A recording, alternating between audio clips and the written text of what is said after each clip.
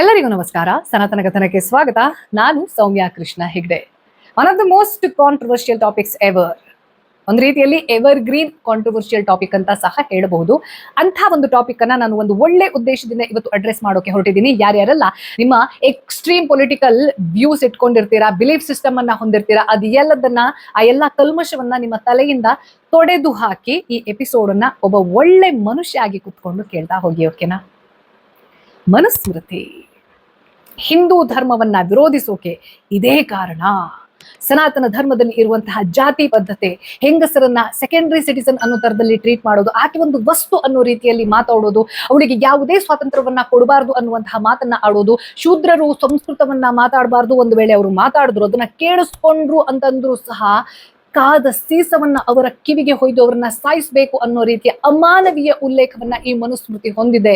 ಇದೆಲ್ಲದನ್ನ ಯಾರು ಆಚರಣೆ ಮಾಡ್ಕೊಂಡು ಬಂದಿದ್ದಾರೆ, ಬ್ರಾಹ್ಮಣ್ಯ ಅನ್ನೋದನ್ನ ಆಚರಣೆ ಮಾಡ್ಕೊಂಡು ಬಂದಿದ್ದಾರಲ್ಲ, ಇವರ ವಿರೋಧವನ್ನ ಮಾಡೋ ಸಲುವಾಗಿಯೇ ನಾವು ಹಿಂದುತ್ವವನ್ನ ಒಪ್ಪಿಕೊಳ್ಳಲ್ಲ, ಸನಾತನ ಧರ್ಮವನ್ನ ಧಿಕ್ಕರಿಸ್ತೀವಿ ಅನ್ನುವಂಥದ್ದನ್ನ ಹೇಳ್ತಾರಲ್ಲ, ಇದೆಲ್ಲದಕ್ಕೂ ಮನುಸ್ಮೃತಿ ಅನ್ನುವಂತಹ ಒಂದು ಧರ್ಮಶಾಸ್ತ್ರವನ್ನ ಶಸ್ತ್ರ ಮಾಡಿಕೊಂಡು ಹಿಂದೂ ಧರ್ಮದ ಮೇಲೆ ಪ್ರಹಾರವನ್ನ ಗೊತ್ತಿದ್ದೋ ಗೊತ್ತಿಲ್ಲದೇನೋ ಮಾಡ್ತಾ ಇರ್ತಾರಲ್ಲ, ಅವ್ರು ಯಾಕೆ ಹಿಂಗ್ ಮಾತಾಡ್ತಾರೆ, ಆ ಶಾಸ್ತ್ರದಲ್ಲಿ ಏನಿದೆ, ಅದನ್ನ ಎಷ್ಟರ ಮಟ್ಟಿಗೆ ಸೀರಿಯಸ್ ಆಗಿ ತಗೋಬೇಕು, ಅದರಲ್ಲಿರುವಂತಹ ಕಾಂಟೆಕ್ಸ್ಟ್ ಏನು, ಅಥವಾ ಇದೆಲ್ಲಕ್ಕಿಂತಲೂ ಮಿಗಿಲಾಗಿ ಈ ದೇಶ ಕಂಡಂತಹ ಒಬ್ಬ ಮಹಾನ್ ನಾಯಕ, ಧೀಮಂತ ನಾಯಕ, ಸಂವಿಧಾನ ಶಿಲ್ಪಿ ಅಂತಾನೆ ಕರೆಯಲ್ಪಡುವಂತಹ ಡಾಕ್ಟರ್ ಬಾಬಾ ಸಾಹೇಬ್ ಅಂಬೇಡ್ಕರ್ ಅವರು ಮನುಸ್ಮೃತಿಯನ್ನ ಸುಟ್ಟು ಹಾಕಿದ್ದಾರೆ ಅಂತಂದ್ರೆ ಅದಕ್ಕೆ ಅರ್ಥ ಏನು ಅನ್ನೋದನ್ನ ಸ್ಟಾರ್ಟಿಂಗ್ ಇಂದ ಅರ್ಥ ಮಾಡ್ಕೊಳ್ತಾ ಬರೋಣ.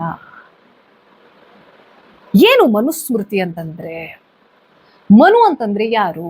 ದ ಫಸ್ಟ್ ಪ್ರೊಜೆನಿಟರ್ ಅಂತ ಹೇಳ್ತಾರೆ. ಅಂದ್ರೆ ನಾವೆಲ್ಲ ಮನುಷ್ಯರು ಅಂತ ಏನ್ ಕರ್ಕೊಳ್ತೀವಿ, ನಮ್ಮ ಪೂರ್ವಜ, ನಮ್ಮ ಸಂತತಿ ಶುರುವಾಗಿದ್ದು ಈ ಮನುವಿನಿಂದ ಅನ್ನುವಂತಹ ಬಿಲೀಫ್ ಸಿಸ್ಟಮ್ ಅನ್ನುವಂಥದ್ದು ಏನಿದೆ, ಹಾಗೆ ಆ ವ್ಯಕ್ತಿ ಒಂದು ಸಮಾಜದಲ್ಲಿ ಹೇಗೆ ಯಾರ್ಯಾರು ಬದುಕಬೇಕು, ಯಾರ್ಯಾರ ಜವಾಬ್ದಾರಿ ಎಷ್ಟು, ಯಾರ್ಯಾರು ತಪ್ಪು ಮಾಡಿದ್ರೆ ಏನ್ ಪನಿಷ್ಮೆಂಟ್ ಕೊಡಬೇಕು, ಒಂದ್ ಸಮಾಜ ಅಂತಂದ್ರೆ ಅದರಲ್ಲಿ ಯಾವ ಒಂದು ಆಯಕಟ್ಟು ಇರಬೇಕು ಅನ್ನೋದನ್ನ ಅವನ ದೃಷ್ಟಿಕೋನದಲ್ಲಿ ಹೇಳ್ಕೊಂಡು ಹೋಗಿದ್ದಾನೆ, ಅದನ್ನ ಬರೆದಿಟ್ಟಿದ್ದಾನೆ ಅನ್ನೋದನ್ನ ಏನ್ ಹೇಳ್ತೀವಿ, ಅದನ್ನ ಮನುಸ್ಮೃತಿ ಅಂತ ಕರೆಯಲಾಯಿತು. ಆದ್ರೆ ಈ ಮನುಸ್ಮೃತಿ ಅನ್ನೋದ್ರ ಹೈರಾರ್ಕಿಯನ್ನ ಸಹ ನಾವು ನೋಡ್ಕೊಂಡು ಬರ್ಬೇಕಾಗತ್ತೆ. ಕೇವಲ ಅದೊಂದು ಧರ್ಮಶಾಸ್ತ್ರ, ಹಿಂದೂ ಧರ್ಮವನ್ನ ಎಕ್ಸ್ಪ್ಲೇನ್ ಮಾಡುವಂತಹ ದ ಫ್ಲಾಗ್ ಬೇರರ್ ಆಫ್ ಸನಾತನ ಧರ್ಮ ಈಸ್ ಮನುಸ್ಮೃತಿ ಅನ್ನೋ ತರದಲ್ಲಿ ಅದಕ್ಕೆ ಇಂಪಾರ್ಟೆನ್ಸ್ ಅನ್ನ ಕೊಡಬೇಕಾಗತ್ತಾ ಅನ್ನುವಂಥದ್ದು, ನಮಗೆ ಅದರ ಹಿಸ್ಟ್ರಿ ಅನ್ನುವಂಥದ್ದು, ಅದರ ಟ್ರೀ ಅನ್ನೋದು ಗೊತ್ತಿಲ್ಲ ಅಂತಂದ್ರೆ ಇದು ಪೂರ್ತಿಯಾಗಿ ಅರ್ಥ ಆಗೋದಿಲ್ಲ. ಹಾಗಾಗಿ ಎಲ್ಲಿಂದ ಅರ್ಥ ಮಾಡ್ಕೊಳ್ಬೇಕು ಅಂತಂದ್ರೆ, ಸನಾತನ ಧರ್ಮ ಅನ್ನೋದು ಶುರುವಾಗೋದು, ಅದರ ಸಾರ ಅನ್ನುವಂಥದ್ದು ಎಲ್ಲವೂ ಡಿರೈವ್ ಆಗೋದು ವೇದಗಳಿಂದ. ವೇದ, ವೇದಾಂಗ, ಉಪವೇದ. ನಾನು ತುಂಬಾ ಡಿಫಿಕಲ್ಟ್ ಮಾಡಬಾರ್ದು ನಿಮ್ಗೆ ಅನ್ನೋ ಕಾರಣಕ್ಕೋಸ್ಕರ ಯಾವುದನ್ನ ಎಕ್ಸ್ಪ್ಲೇನ್ ಮಾಡಬೇಕು ಅಷ್ಟೇ ಎಕ್ಸ್ಪ್ಲೇನ್ ಮಾಡ್ತೀನಿ ಈ ಎಪಿಸೋಡ್ ಅಲ್ಲಿ. ಓಕೆನಾ? ಈ ವೇದ ಮತ್ತೆ ವೇದಾಂಗ ಅನ್ನುವಂಥದ್ದು ಏನ್ ಬರುತ್ತೆ, ಆ ವೇದಾಂಗದಲ್ಲಿ ಬರುವಂಥದ್ದು ಕಲ್ಪ. ಕಲ್ಪ ಅಂತಂದ್ರೆ ಏನು? ಈಗ ನಮ್ಮನೆಯಲ್ಲಿ ಹೊಸ ಮನೆ ಗೃಹ ಪ್ರವೇಶ ಅನ್ನೋ ಒಂದು ಕಾರ್ಯಕ್ರಮವನ್ನ ಇಟ್ಕೊಂಡಿದೀವಿ. ಅದನ್ನ ಹೆಂಗ್ ಶುರು ಮಾಡಿ ಹೆಂಗ್ ಎಂಡ್ ಮಾಡ್ಬೇಕು, ಒಂದು ಕಾರ್ಯಕ್ರಮ ಹೆಂಗ್ ಶುರುವಾಗಿ ಅದನ್ನ ಮುಗಿಸೋ ಪದ್ಧತಿ ಏನು, ಮೆಥಡಾಲಜಿ ಅನ್ನೋದನ್ನ ಏನ್ ಹೇಳ್ತೀವಲ್ವಾ, ಇದನ್ನ ನಾವು ರಿಚುವಲ್ಸ್ ಅಂತ ಕರಿತೀವಿ. ಆ ರಿಚುವಲ್ಸ್ ಹೇಗಿರಬೇಕು ಅನ್ನೋದನ್ನ ನಮ್ಗೆ ತಿಳಿಸಿಕೊಡುವುದೇ ಈ ಕಲ್ಪ. ಈ ಕಲ್ಪದಲ್ಲಿ ಸೂತ್ರಗಳು ಬರ್ತವೆ: ಶ್ರೌತ, ಗ್ರಹ್ಯ, ಧರ್ಮ, ಸುಲಭ. ಈ 4 ಸೂತ್ರಗಳಲ್ಲಿ ನಾವು ಫೋಕಸ್ ಮಾಡಬೇಕಾಗಿರೋದು ಧರ್ಮ ಸೂತ್ರ. ಈ ಧರ್ಮ ಸೂತ್ರ ಅಂತಂದ್ರೆ ಏನು? ನಾನು ನಿಮ್ಗೆ ಅರ್ಥ ಆಗ್ಲಿ, ಈಸಿ ಆಗ್ಲಿ ಅನ್ನೋ ಕಾರಣಕ್ಕೋಸ್ಕರ ಇವತ್ತಿನ ನಮ್ಮ ದೇಶದಲ್ಲಿ ಏನು ಸಂವಿಧಾನ ಅನ್ನೋದನ್ನ ನಾವು ಸುಪ್ರೀಂ ಅಂತ ಕರಿತೀವಲ್ವಾ, ಅಂದ್ರೆ ಒಂದು ದೇಶ ಅನ್ನೋದನ್ನ ನಾವು ಕಟ್ಕೊಂಡ ಮೇಲೆ ಅಲ್ಲಿನ ನಾಗರಿಕರಿಗೆ ಯಾವ ಜವಾಬ್ದಾರಿ ಇರ್ತದೆ, ಯಾವ ಹಕ್ಕಿರ್ತದೆ, ಒಂದು ಅಧಿಕಾರದಲ್ಲಿ ಇರುವಂತಹ ಪಕ್ಷ ಅನ್ನೋದು ಯಾವ ರೀತಿ ನಡ್ಕೊಳ್ಬೇಕು, ಅದರ ಜವಾಬ್ದಾರಿಗಳು ಏನು, ಗವರ್ನೆನ್ಸ್ ಹೆಂಗ್ ನಡಿಬೇಕು, ಅಲ್ಲೊಂದು ಯಾವುದೋ ಕ್ರಿಮಿನಲ್ ಆಕ್ಟಿವಿಟಿ ನಡೀತು ಅಂತಂದ್ರೆ ಅಲ್ಲಿ ಪನಿಷ್ ಮಾಡೋದು ಹೇಗೆ, ಯಾವ ಯಾವ ಕ್ರಿಮಿನಲ್ ಆಕ್ಟಿವಿಟಿಗೆ ಯಾವ ಪನಿಷ್ಮೆಂಟ್ ಅನ್ನ ಕೊಡಬೇಕು, ಇಂಥದ್ದು ಎಲ್ಲದನ್ನ ಹೊಂದಿಕೊಂಡಿರುವಂತಹ ಒಂದು ದೊಡ್ಡ ಬುಕ್ ಯಾವುದು ಹೇಳಿ? ನಮ್ಮ ಸಂವಿಧಾನ. ಆ ಸಂವಿಧಾನವನ್ನ ಈ ಧರ್ಮ ಸೂತ್ರಕ್ಕೆ ಸಮೀಕರಿಸ್ಕೊಂಡು ನೋಡಿ. ಈ ಧರ್ಮ ಸೂತ್ರದಲ್ಲೂ ಮತ್ತೆ ಒಂದಷ್ಟು ಜನ ಅವ್ರದ್ದೇ ಆಗಿರುವಂತಹ ಭಾಷ್ಯಗಳನ್ನ ಬರೆದಿಟ್ಟಿದ್ದಾರೆ. ಇದು ಹೆಂಗೆ ಅಂತಂದ್ರೆ, ಇವಾಗ ನಮ್ಮದು ಪ್ರಜಾಪ್ರಭುತ್ವ ರಾಷ್ಟ್ರ, ಹೌದಾ? ಹಾಗೆ ಬೇರೆ ಬೇರೆ ದೇಶಗಳು ಕೂಡ ಡೆಮೋಕ್ರಸಿಯನ್ನೇ ಅನುಸರಿಸಿಕೊಂಡು ಹೋಗಿರ್ತವೆ. ಆದ್ರೆ ಭಾರತದಲ್ಲಿ ಇರುವಂತಹ ಸಂವಿಧಾನ, ಪಾಕಿಸ್ತಾನದಲ್ಲಿ ಇರುವಂತಹ ಸಂವಿಧಾನ, ಅಥವಾ ಶ್ರೀಲಂಕಾದಲ್ಲಿ ಇರುವಂತಹ ಸಂವಿಧಾನ, ನೇಪಾಳದಲ್ಲಿ ಇರುವಂತಹ ಸಂವಿಧಾನ, ಇದೆಲ್ಲದೂ ಕೂಡ ಒಂದೇ ಸಂವಿಧಾನ ಆಗಕ್ ಸಾಧ್ಯ ಇದೆಯಾ? ಇಲ್ಲ. ಆ ಕಾಲಘಟ್ಟಕ್ಕೆ, ಆ ಒಂದು ಪ್ರಾದೇಶಿಕತೆಗೆ, ಆ ಒಂದು ಸಮಯಕ್ಕೆ ಸಂಬಂಧಪಟ್ಟ ಹಾಗೆ ಅದನ್ನ ಬರ್ಕೊಂಡಿರ್ತಾರೆ. ಕರೆಕ್ಟಾ? ಹಾಗೆ ಈ ಧರ್ಮ ಸೂತ್ರಗಳನ್ನ 4 ಪ್ರಮುಖ ಋಷಿಗಳು ಬರೆದಿಟ್ಟಿದ್ದಾರೆ. ಅದರಲ್ಲಿ ಗೌತಮ, ವಸಿಷ್ಠ, ಬೌಧಾಯನ ಹಾಗೂ ಅಪಸ್ತಂಭ ಇವರ ಧರ್ಮ ಸೂತ್ರಗಳು ವೆರಿ ಪಾಪ್ಯುಲರ್. ಈ 4 ಬರೆದಿರುವಂತಹ ಧರ್ಮ ಸೂತ್ರಗಳನ್ನ ಆಧಾರವಾಗಿ ಇಟ್ಕೊಂಡು ಬಹಳಷ್ಟು ಜನ ಧರ್ಮಶಾಸ್ತ್ರಗಳನ್ನ ಬರೆದಿದ್ದಾರೆ. ಈ ಧರ್ಮಶಾಸ್ತ್ರಗಳಲ್ಲಿ ಒಂದು ಮನುಸ್ಮೃತಿ, ಕೇವಲ ಮನುಸ್ಮೃತಿ ಮಾತ್ರ ಇರೋದಲ್ಲ, ನಾರದ ಸ್ಮೃತಿ ಇದೆ, ಪರಾಶರ ಸ್ಮೃತಿ ಇದೆ, ವಿಷ್ಣು ಸ್ಮೃತಿ ಇದೆ, ಬೃಹಸ್ಪತಿ ಸ್ಮೃತಿ ಇದೆ, ಯಜ್ಞವಲ್ಕ್ಯ ಸ್ಮೃತಿ ಇದೆ. ಹೀಗೆ ಸ್ಮೃತಿಗಳು ಬಹಳಷ್ಟಿದಾವೆ. ಆದ್ರೆ ಪಾಪ್ಯುಲಾರಿಟಿಯಲ್ಲಿರೋದು, ಕಾಂಟ್ರವರ್ಸಿ ಆಗಿರೋದು ಈ ಮನುಸ್ಮೃತಿ ಯಾಕೆ ಅನ್ನುವಂತಹ ಪ್ರಶ್ನೆಗೆ ನಾನು ಇವತ್ತಿನ ಎಪಿಸೋಡ್ ಅನ್ನ ನಿಮ್ಗೆ ಎಕ್ಸ್ಪ್ಲೇನ್ ಮಾಡ್ತಾ ಹೋದಂಗೆ ಉತ್ತರ ಸಿಗ್ತಾ ಹೋಗುತ್ತೆ. ದಯವಿಟ್ಟು ಒಂದನ್ನ ಅರ್ಥ ಮಾಡ್ಕೊಳ್ಳಿ, ನಮ್ಮ ಭಾರತ ದೇಶದಲ್ಲಿ ಅದೆಷ್ಟು ಜನ ಒಳ್ಳೆಯವರಿದ್ರು ಅಥವಾ ಸಾಧು ಸಂತ ಮಹಾತ್ಮರು, ಅತ್ಯಂತ ಧೀಮಂತ ದಾರ್ಶನಿಕರು ಇದ್ರು, ಇಂಥ ಧರ್ಮ ಗ್ರಂಥಗಳನ್ನ ಭ್ರಷ್ಟ ಮಾಡಿರುವಂತಹ ವ್ಯಕ್ತಿಗಳು ಕೂಡ ಇದ್ದಾರೆ. ಅದ್ರ ಅರ್ಥ ನಾನು ಮನು ಬರ್ದಿಟ್ಟಿರೋದೆಲ್ಲ ಗ್ರೇಟ್ ಬರ್ದಿಟ್ಟಿದ್ದಾನೆ, ಅವನು ಬಿಟ್ಟಿರಿಲ್ಲ ಅನ್ನೋದನ್ನ ಹೇಳ್ತಾ ಇಲ್ಲ. ನಾನು ಈ ಮನುಸ್ಮೃತಿ ಅನ್ನೋದನ್ನ ನಿಮ್ಗೆ ಅರ್ಥ ಆಗ್ಬೇಕು ಅನ್ನೋದರದಲ್ಲಿ ಇವತ್ತಿನ ಕಾಲಘಟ್ಟದಲ್ಲಿ ಇದನ್ನ ಬರ್ದಿಟ್ಟಿದ್ರೆ ಏನಾಗ್ತಿತ್ತು ಅನ್ನೋದನ್ನ ಎಕ್ಸ್ಪ್ಲೇನ್ ಮಾಡ್ತೀನಿ. ಫಾರ್ ಎಕ್ಸಾಂಪಲ್, ಇವಾಗ ನನ್ನ ಹೆಸರು ಸೌಮ್ಯ ಕೃಷ್ಣ ಹೆಗಡೆ.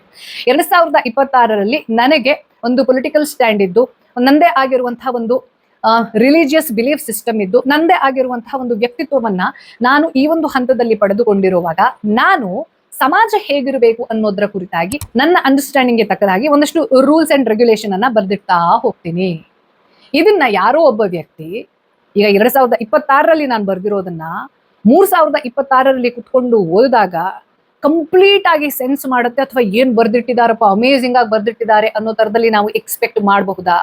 ಕೆಲವೊಂದಷ್ಟು ವ್ಯಕ್ತಿಗಳಿಗೆ ನನ್ನ ಆದರ್ಶಗಳು, ನನ್ನ ರೂಲ್ಸ್ ಅಂಡ್ ರೆಗ್ಯುಲೇಷನ್, ನಾನು ಒಂದು ಸಮಾಜವನ್ನ ಯಾವ ರೀತಿ ನೋಡಕ್ ಇಷ್ಟಪಡ್ತೀನಿ, ಅಥವಾ ಅವತ್ತಿನ ಕಾಲಘಟ್ಟದಲ್ಲಿ ಯಾವ ರೀತಿಯಾಗಿರುವಂತಹ ರೂಲ್ಸ್ ರೆಗ್ಯುಲೇಷನ್ ಅನ್ನ ಜನ ಒಪ್ಕೊಂಡಿದ್ರು, ಯಾವ ಡೂಸ್ ಅಂಡ್ ಡೋಂಟ್ಸ್ ಇತ್ತು ಸಮಾಜದಲ್ಲಿ ಅನ್ನೋದನ್ನ ನಾನು ಬರೆದಿಟ್ಟಿರೋದನ್ನ ಎಲ್ಲರೂ ಇಷ್ಟಪಡ್ತಾರೆ ಅನ್ನೋದನ್ನ ನಾವು ನಂಬೋಕೆ ಸಾಧ್ಯ ಇದೆಯಾ? ಅಥವಾ ಆ ಕಾಲಘಟ್ಟಕ್ಕೆ ಅದು ರಿಲೆವೆಂಟ್ ಇರುತ್ತೆ ಅನ್ನೋದಕ್ಕೆ ನಾವು ಏನಾದ್ರೂ ಗ್ಯಾರಂಟಿ ಕೊಡೋಕೆ ಸಾಧ್ಯ ಇದೆಯಾ? ಕೆಲವೊಬ್ಬರಿಗೆ ಏನು ಫೆಮಿನಿಸ್ಟಿಕ್ ಆಗಿ ಬರ್ದಿದ್ದಾರೆ ಇವರು, ಇಷ್ಟೆಲ್ಲ ಲಿಬರಲ್ ಮೈಂಡ್ ಸೆಟ್ ಇರಬಾರ್ದು ಅಂತ ಅನ್ಬಹುದು. ಇನ್ನು ಕೆಲವರಿಗೆ ಹಿಂದುತ್ವದ ಪರವಾಗಿ ತೀರಾ ಇವರು ಫೇವರಿಸಂ ಮಾಡಿದ್ದಾರೆ ಅನ್ನೋ ತರದಲ್ಲಿ ಅನಿಸಬಹುದು. ಸೊ ಓದುವಂತಹ ವ್ಯಕ್ತಿಗೂ ಸಹ ಈ ವ್ಯಕ್ತಿ ಏನು ಬರ್ದಿಟ್ಟಿದ್ದಾರೆ ಅನ್ನೋದು ರಿಸೀವ್ ಆಗೋದಿರತ್ತಲ್ವಾ, ಅದು ಬೇರೆ ಬೇರೆ ರೀತಿಯಲ್ಲಿ ಇರುತ್ತೆ. ಹಾಗಾಗಿ 2026ರಲ್ಲಿ ನಾನು ಬರೆದಿಟ್ಟಿರುವಂತಹ ಸ್ಮೃತಿ ಶತಶತಮಾನಗಳ ನಂತರವೂ ವ್ಯಾಲಿಡ್ ಆಗಿರುತ್ತೆ ಅನ್ನುವಂಥದ್ದಿದೆ ಅಲ್ಲ, ದಟ್ ಈಸ್ ಕಾಲ್ಡ್ ಸ್ಟೂಪಿಡಿಟಿ. ಹಾಗೆ ಕಾಂಟೆಕ್ಸ್ಟ್ ಏನಿತ್ತು, ಅವತ್ತಿನ ಕಾಲಘಟ್ಟ ಏನಿತ್ತು, ಯಾವ ಪ್ರಾದೇಶಿಕತೆಯನ್ನ ಹೊಂದಿತ್ತು ಅನ್ನೋದನ್ನ ತಿಳಿದುಕೊಳ್ಳದೆ ಅದನ್ನ ಜಡ್ಜ್ ಮಾಡೋದಿರತ್ತಲ್ಲ, ಅದು ಅರ್ಧ ಜ್ಞಾನ ಅಂತ ತಿಳಿಸಿಕೊಳ್ಳುತ್ತೆ. ಇನ್ನೊಂದೇನು ಅಂತಂದ್ರೆ, ಇವಾಗ 2026ರಲ್ಲಿ ನಾನು ಬರೆದಿಟ್ಟ ತಕ್ಷಣ ಅದನ್ನ 3026ವರೆಗೆ ಯಾರು ತೆಗೆದು ನೋಡೇ ಇರ್ಲಿಲ್ವಾ? ಯಾರೋ ಒಬ್ರು ಈ ಒಂದು 1000 ವರ್ಷಗಳ ಗ್ಯಾಪ್ ಟೈಮಲ್ಲಿ ಅದನ್ನ ಓದಿರ್ತಾರೆ, ಇದು ಚೆನ್ನಾಗಿಲ್ಲ, ಇದು ಚೆನ್ನಾಗಿದೆ, ಈ ರೀತಿಯಲ್ಲಿ ಇಂಟರ್ಫಿಯರೆನ್ಸ್ ಕೂಡ ನಡೆದಿರಬಹುದು. ಏನಕ್ಕೆ ನಾನು ಈ ಮಾತನ್ನ ಹೇಳ್ತಾ ಇದ್ದೀನಿ ಅಂತಂದ್ರೆ, ಮನುಸ್ಮೃತಿ ಮನು ಬರೆದಿಟ್ಟಿರುವಂತಹ ಆ ಮ್ಯಾನ್ಯುಸ್ಕ್ರಿಪ್ಟ್ ಅನ್ನ ನಮಗೆ ಓದೋಕೆ ಸಿಗೋದಿಲ್ಲ. ಅದರಲ್ಲಿ ಎಷ್ಟು ಜನ ಏನ್ ಓದ್ಕೊಂಡು ಏನ್ ಅರ್ಥ ಮಾಡ್ಕೊಂಡಿದ್ದಾರೆ, ಎಲ್ಲೆಲ್ಲಿ ಏನೇನ್ ಕರಪ್ಟ್ ಆಗಿದೆ, ಅಥವಾ ಆ ವ್ಯಕ್ತಿನೇ ಅಷ್ಟು ಕರಪ್ಟ್ ಇದ್ನ ಅವನ ಮೈಂಡ್ ಸೆಟ್ ನಲ್ಲಿ, ಇದೆಲ್ಲದನ್ನ ನಾವು ಊಹೆ ಮಾಡ್ಕೊಳ್ಳಬಹುದೇ ವಿನಃ ಹೀಗೆ ಇತ್ತು ಹಾಗೆ ಇತ್ತು ಅನ್ನೋ ತರದಲ್ಲಿ ಗೋಡೆಗೆ ಮೊಳೆ ಹೊಡೆದಂಗೆ ಹೇಳ್ಬಿಟ್ಟು ಈ ಮನುಸ್ಮೃತಿಯಲ್ಲಿ ಹಿಂಗಿದೆ ಅಂತಂದ್ರೆ ಇದನ್ನ ಒಪ್ಕೊಂಡಿರುವಂತಹ ಸನಾತನ ಧರ್ಮ ಅಥವಾ ಇದನ್ನ ಒಳಗೊಂಡಿರುವಂತಹ ಸನಾತನ ಧರ್ಮ ಸರಿನೇ ಇಲ್ಲ ಅನ್ನೋ ತರದಲ್ಲಿ ಹೇಳೋದು ಯಾವ ತರದ ಮೂರ್ಖತನ ಅಂತಂದ್ರೆ, ಸನಾತನ ಧರ್ಮದ ವೇದಗಳನ್ನ ಓದಿದ್ದೆ ಎಲ್ಲಿ there is not even one line of discrimination. Cost ಬಗ್ಗೆ ಮಾತೆ ಆಡೋದಿಲ್ಲ ಅಲ್ಲಿ. ಅದೆಲ್ಲದನ್ನ ಬಿಟ್ಬಿಡಿ. ಆನೋ ಭದ್ರಾಣಿ ಕೃತವೋ ಸರ್ವಂತು ಲೋಕಾ ಸಮಸ್ತ ಸುಖಿನೋ ಭವಂತು. ಹಾಗೆ ವಸುದೈವ ಕುಟುಂಬಕಂ, ಈ ಇನ್ಸ್ಪಿರೇಷನ್ ಅನ್ನ ಕೊಟ್ಬಿಟ್ಟು ಹೇಳುವಂತಹ ಸನಾತನ ಧರ್ಮವನ್ನ ಬಿಟ್ಟು ಯಾವುದೋ ಒಂದು ಸ್ಮೃತಿಯ ಮೂಲಕ ಅದರಲ್ಲಿ ಇರುವಂತಹ ತಪ್ಪುಗಳನ್ನ, ಅಪಭ್ರಂಶಗಳ ಮೂಲಕ ಒಂದು ಧರ್ಮವನ್ನ ಹಳಿಯುವಂಥದ್ದು ಎಷ್ಟರ ಮಟ್ಟಿಗೆ ಮೂರ್ಖತನ ಅನ್ನುವಂಥದ್ದನ್ನ ನೀವು ಅರ್ಥ ಮಾಡ್ಕೊಳ್ಳಿ. ಜೊತೆಗೆ ಈ ಸ್ಮೃತಿ ಅನ್ನೋದನ್ನ ಇವತ್ತಿನ ಕಾಲಘಟ್ಟಕ್ಕೆ ಟ್ರಾನ್ಸ್ಲೇಟ್ ಮಾಡಿ ನಿಮ್ಗೆ ಅರ್ಥ ಮಾಡಿಸ್ಬೇಕು ಅಂತಂದ್ರೆ, ನಮ್ಮ ಧರ್ಮ ಸೂತ್ರವನ್ನ ಕಾನ್ಸ್ಟಿಟ್ಯೂಷನ್ ಅನ್ಕೊಂಡ್ರೆ ಈ ಧರ್ಮ ಶಾಸ್ತ್ರಗಳನ್ನ ನಾನು ಏನ್ ಹೇಳ್ತಾ ಇದ್ದೀನಲ್ಲ ಅದನ್ನ penal code, Indian penal code ಅನ್ನೋದನ್ನ ನಾವೇನ್ ಹೇಳ್ತಾ ಇದೀವಿ, ಇವಾಗ ಅದು ಭಾರತೀಯ ನ್ಯಾಯ ಸಂಹಿತೆಯಾಗಿದೆ. ಬಟ್ ಈ ಪೀನಲ್ ಕೋಡ್ ಅಲ್ಲೂ ಸಹ ಈ ಧರ್ಮಶಾಸ್ತ್ರಗಳ ಕೆಲವೊಂದಷ್ಟು ಎಲಿಮೆಂಟ್ಸ್ ಅನ್ನ ತೆಗೆದುಕೊಳ್ಳಲಾಗಿದೆ. ಅಂದ್ರೆ ಅರ್ಥ ಏನು, ಈ ಮನುಸ್ಮೃತಿ ಯಾವಾಗ ಒಂದ್ ರೀತಿಯಲ್ಲಿ ಪಾಪ್ಯುಲರ್ ಆಗಕ್ಕೆ, ಕಾಂಟ್ರವರ್ಸಿ ಆಗಕ್ಕೆ ಶುರುವಾಯ್ತು ಅಂತಂದ್ರೆ, ಬ್ರಿಟಿಷರು ಯಾವಾಗ ಭಾರತಕ್ಕೆ ಬಂದು ಭಾರತೀಯರನ್ನ ಅಡಿಯಾಳಾಗಿ ಮಾಡಿಕೊಂಡು ಯಾವಾಗ ಅದು ರೆಬೆಲ್ ಆಗೋಕ್ ಶುರುವಾದ್ರು, ಒಂದಷ್ಟು ರಿಫಾರ್ಮ್ ಮಾಡ್ತೀವಿ ಅನ್ನೋ ತರದಲ್ಲಿ ಕೆಲವೊಂದಷ್ಟು ಲಾಸ್ ಅನ್ನ ಮಾಡೋಕೆ ಶುರು ಮಾಡಿದ್ರು. ಆ ಟೈಮಲ್ಲಿ ಇವರು ಹುಡುಕೋಕೆ ಹೊರಟಿದ್ದು ಅಥವಾ ಇನ್ಸ್ಪಿರೇಷನ್ ತಗೊಳ್ಳೋಕೆ ಹೊರಟಿದ್ದು ಇಂಥ ಧರ್ಮಶಾಸ್ತ್ರ ಹಾಗೂ ಸೂತ್ರಗಳ ಮೂಲಕ. ಅಂದ್ರೆ ನಾನು ಏನ್ ಹೇಳಕ್ ಟ್ರೈ ಮಾಡ್ತಾ ಇದ್ದೀನಿ ಅಂತಂದ್ರೆ, ಯಾವ್ಯಾವ ವ್ಯಕ್ತಿಗಳೆಲ್ಲ ಬಾಬಾ ಸಾಹೇಬ್ ಅಂಬೇಡ್ಕರ್ ಅವರು ಮನುಸ್ಮೃತಿಯನ್ನ ಸುಟಾಕಿದ್ರು ಅನ್ನೋದಕ್ಕೆ ನಿಲ್ಲಿಸ್ಬಿಡ್ತಾರಲ್ಲ, ಅವರ ಲಾಜಿಕ್ ಶುರುವಾಗಿ ಎಂಡ್ ಆಗೋದು ಅಲ್ಲಿಗೆ ಇರತ್ತಲ್ವಾ. ಭಾರತದಲ್ಲಿ ಇವತ್ತಿಗೂ ಚಾಲ್ತಿಯಲ್ಲಿ ಇರುವಂತಹ ಅದೆಷ್ಟೋ ನ್ಯಾಯ ಸಂಹಿತೆಯಲ್ಲಿ ಇನ್ಸ್ಪಿರೇಷನ್ ಆಗಿ ಸ್ಮೃತಿಗಳ ಸಾರವನ್ನ ತೆಗೆದುಕೊಳ್ಳಲಾಗಿದೆ. ಅದು ಮನುಸ್ಮೃತಿ ಅಂತ ಮಾತ್ರ ನಾನು ಹೇಳ್ತಾ ಇಲ್ಲ, ಬಹಳಷ್ಟು ಸ್ಮೃತಿಗಳ ಸಾರಗಳು ಭಾರತದ ನ್ಯಾಯ ಸಂಹಿತೆಯಲ್ಲಿ ಇವತ್ತಿಗೂ ಇದಾವೆ. ಅಂದ್ಮೇಲೆ ನೀವು ಅದು ಹೇಗೆ ಕಂಪ್ಲೀಟ್ ಆಗಿ ವಿರೋಧ ಮಾಡಿಬಿಟ್ಟು ಇದು ಸಂವಿಧಾನದ ವಿರುದ್ಧ, ಮಾನವೀಯತೆಯ ವಿರುದ್ಧ, ಇದು ಭಾರತೀಯತೆನೇ ಅಲ್ಲ ಅನ್ನೋ ತರದ ಸ್ಟೇಟ್ಮೆಂಟ್ಗಳನ್ನ ಹೇಗೆ ಕೊಡ್ತಾರೆ ಇವರೆಲ್ಲ ಅನ್ನೋದೇ ನನಗೆ ಅರ್ಥ ಆಗೋದಿಲ್ಲ.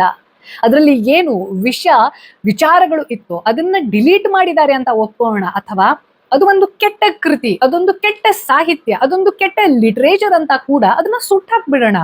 ಆದ್ರೆ ಅದು ಒಂದನ್ನ ಇಟ್ಕೊಂಡು ವೇದಗಳನ್ನ ಕಡೆಗಣನೆ ಮಾಡಿ, ವೇದಾಂಗಗಳನ್ನ ಡಿನೈ ಮಾಡಿ, ಉಪವೇದಗಳನ್ನ, ಆಯುರ್ವೇದ, ಅರ್ಥಶಾಸ್ತ್ರ ಇದೆಲ್ಲದನ್ನ ಡಿನೈ ಮಾಡಿ, ಮನುಸ್ಮೃತಿ ಅಂತಂದ್ರೆ ಸನಾತನ ಧರ್ಮ, ಮನುಸ್ಮೃತಿ ಅಂತಂದ್ರೆ ಹಿಂದೂ ಧರ್ಮ, ಹಿಂದೂ ಧರ್ಮ ಅಂತಂದ್ರೆ ಡಿಸ್ಕ್ರಿಮಿನೇಷನ್, ಅಲ್ಲಿರೋದೆಲ್ಲ ಬ್ರಾಹ್ಮಣ್ಯ, ಮತ್ತೊಂದು ಮರದೊಂದು, ಹಾಗಾಗಿ ಇದೆಲ್ಲದೂ ಕೂಡ ಮಾನವೀಯತೆಯ ವಿರುದ್ಧ ಅನ್ನೋ ತರದಲ್ಲಿ ಯಾರು ಒಂದೇ ಸೆಂಟೆನ್ಸ್ ಅನ್ನ ಹೇಳ್ತಾರಲ್ಲ, ಅವರು ದಯವಿಟ್ಟು ಅರ್ಥ ಮಾಡ್ಕೊಳ್ಳಿ ಮನುಸ್ಮೃತಿ ಅಂತಂದ್ರೆ ಏನು ಅಂತ.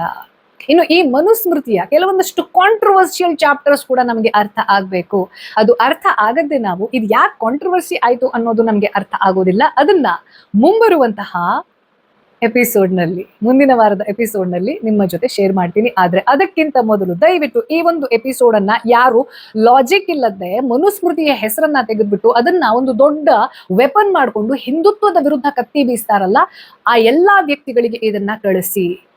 ನಾನೇನೋ ಅವರಿಗೆ ಸ್ಲ್ಯಾಪ್ ಮಾಡಬೇಕು ಅನ್ನೋ ರೀತಿಯಲ್ಲಿ ಹೇಳ್ತಾ ಇರೋದಲ್ಲ, ಆದ್ರೆ ಎಲ್ಲೆಲ್ಲಿ ನಾವು ಮಿಸ್ ಮಾಡ್ಕೊಂಡಿದೀವಿ, ಕಾಂಟೆಕ್ಸ್ಟ್ ಮಿಸ್ ಮಾಡ್ಕೊಂಡಿದೀವಿ. ಕಾಂಟೆಕ್ಸ್ಟ್ ಇಲ್ಲದೆ, ಟೈಮ್ ಬೌಂಡ್ ಅನ್ನ ಹೇಳದೆ, ಅದು ಯಾವ ಕಾಲಘಟ್ಟದಲ್ಲಿ ರಿಲೆವೆಂಟ್ ಇತ್ತು ಅಥವಾ ಯಾವ ಒಂದು ಅರ್ಥದಲ್ಲಿ ಅದನ್ನ ಹೇಳಿದ್ರು ಅನ್ನೋದನ್ನ ತಿಳ್ಕೊಳ್ಳದೆ. ಯಾಕೆಂತಂದ್ರೆ ಈ ಸಂಸ್ಕೃತ ಅನ್ನುವಂತಹ ಲ್ಯಾಂಗ್ವೇಜ್ ಇದೆ ಅಲ್ಲ, that is highly context based. ಯಾವ ಮನುಸ್ಮೃತಿಯನ್ನ ನಾವು ಈ ಹೆಣ್ಣು ಮಕ್ಕಳನ್ನ ಆಬ್ಜೆಕ್ಟಿಫೈ ಮಾಡ್ತಾರೆ ಇವರು ಅನ್ನೋ ತರದಲ್ಲಿ ಹೇಳ್ತೀವೋ, ಅದೇ ಮನುಸ್ಮೃತಿಯಲ್ಲಿ ಯತ್ರ ನಾರ್ಯಸ್ತು ಪೂಜ್ಯಂತೆ ರಮಂತೆ ತತ್ರ ದೇವತ ಅನ್ನೋ ತರುವಂತದ್ದನ್ನು ಕೇಳ್ತೀವಿ. ಒಬ್ಬ ವ್ಯಕ್ತಿ ಇಷ್ಟು ಎಕ್ಸ್ಟ್ರೀಮ್ ಎಂಡ್ ಅಲ್ಲಿ, ಇಷ್ಟು ಪೋಲಾರಿಟಿಯಲ್ಲಿ ಹೆಂಗಸರನ್ನ ದ್ವೇಷ ಮಾಡಿ, ಹೆಂಗಸರನ್ನ ಡಿನೈ ಮಾಡಿ, ಇನ್ನೊಂದ್ ಕಡೆ ಹೆಂಗಸರನ್ನ ದೇವತೆ ಅನ್ನೋ ತರದಲ್ಲಿ ಕರೆಯೋಕೆ ಎಷ್ಟು ಸಾಧ್ಯತೆ ಇದೆ ಅನ್ನೋದಿದೆ ಅಲ್ಲ, that has to be analysed logically. ದಯವಿಟ್ಟು ಈ ಒಂದು ಎಪಿಸೋಡ್ ಅನ್ನ ನಿಮ್ಮ ಕಾಂಟ್ಯಾಕ್ಟ್ ಅಲ್ಲಿ ಇರುವಂತಹ ಪ್ರತಿಯೊಬ್ಬ ವ್ಯಕ್ತಿಯ ಜೊತೆ ಶೇರ್ ಮಾಡ್ಕೊಳ್ಳಿ. ಸೊ ದ್ಯಾಟ್ ನಾವು ಯಾವತ್ತೂ ಬರೆದಿಟ್ಟಿರುವಂತಹ ಆಗೋಗಿರುವಂತಹ ಒಂದು ಕೃತಿಯನ್ನ ಹಿಡ್ಕೊಂಡು, ಒಂದು ಶಾಸ್ತ್ರವನ್ನ ಹಿಡ್ಕೊಂಡು ಅದನ್ನ ಪೊಲಿಟಿಕಲ್ ಆಂಗಲ್ ಅಲ್ಲಿ ಬಹಳಷ್ಟು ಜನ ಬಳಸ್ಕೊಂಡಿರೋದಿದೆ ಅಲ್ಲ, ಆ ಒಂದು ನಿಟ್ಟಿನಲ್ಲಿ ಸಮಾಜವನ್ನ ಒಡೆಯುವಂತಹ ಕೆಲಸ ಆಗ್ಬಾರ್ದು. ಬ್ರಾಹ್ಮಣ, ವೈಶ್ಯ, ಶೂದ್ರ, ಕ್ಷತ್ರಿಯ ಅನ್ನೋ ತರದ ಹೊಡೆದಾಟಗಳಿರಬಾರ್ದು. ಡಿಬೇಟ್ ಇರ್ಲಿ, ಡಿಸ್ಕ್ರಿಮಿನೇಷನ್ ಇರಬಾರ್ದು, ಹೊಡೆದಾಟ ಇರಬಾರ್ದು. ಆ ಒಂದು ಒಳ್ಳೆ ಉದ್ದೇಶದಿಂದ ನಾನು ಹೇಳ್ತಾ ಇರೋದು, ಪ್ರತಿಯೊಬ್ಬರ ಜೊತೆ ಈ ಒಂದು ಎಪಿಸೋಡ್ ಅನ್ನ ಶೇರ್ ಮಾಡ್ಕೊಳ್ಳಿ. ಹಾಗೆ ಇದನ್ನ ಪೂರ್ತಿಯಾಗಿ ಅರ್ಥ ಮಾಡ್ಕೊಂಡು ನಿಮ್ಮ ಅನಿಸಿಕೆ, ಅಭಿಪ್ರಾಯ ಏನಿತ್ತು ಅನ್ನೋದನ್ನ ಸುಸಂಸ್ಕೃತ ಭಾಷೆಯಲ್ಲಿ ಮಾತಾಡೋ ತರ ಇದ್ರೆ ಮಾತ್ರ ಕಮೆಂಟ್ ಮಾಡಿ ಅಂತ ಹೇಳ್ತಾ, ಇದು ಈ ವಾರದ ಸನಾತನ ಕಥನ. ಮತ್ತೆ ನಿಮ್ಮ ಭೇಟಿ ಬರುವ ಭಾನುವಾರ ಬೆಳಿಗ್ಗೆ ಅಥವಾ ರಾತ್ರಿ ಶಾರ್ಪ್ 9 o'clock. ಲೋಕ ಸಮಸ್ತ ಸುಖಿನೋ ಭವಂತು.